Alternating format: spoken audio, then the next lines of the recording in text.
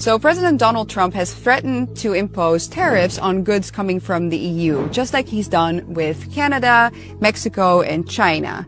And this might surprise you, but as a European woman, I'm actually not upset about the idea. And the reason for that being is that I truly think that this could mean the beginning of the end of the European Union. Because the European Union as a concept was built on two principles, which I think are both lies, but it's just a matter of fact. One of them, of course, being that we need the European Union in order to safeguard peace in Europe.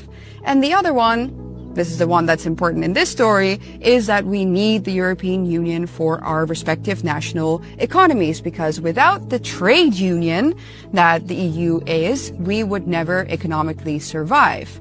And this one is still very much present within the minds of most Europeans. And even if people oppose the EU and what it has become, they're in favor, usually, of staying within the EU because they're afraid of what would happen to their economies if they left. Well, there is a solution to that, which I think will be very much used again now that Trump is going to impose these tariffs. And the solution to this is bilateral trade treaties. Because what do I think will happen when Trump imposes these tariffs? I think that certain countries in Europe that have a good relationship with the US and have a good relationship with Trump are going to pick up the phone and say, hey, Donald, how about you exempt us from these tariffs and we form an agreement between our countries?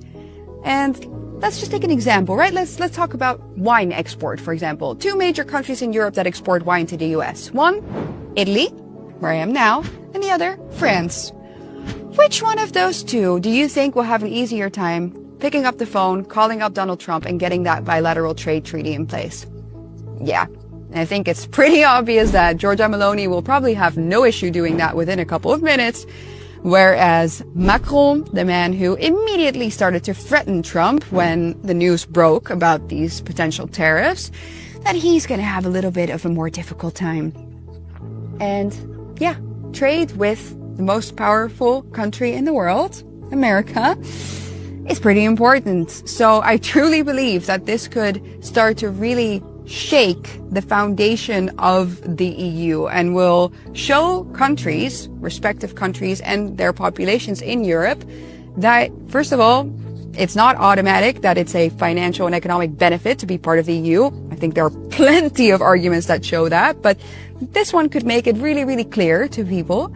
And that, in fact, there is something like just trading between countries and making deals.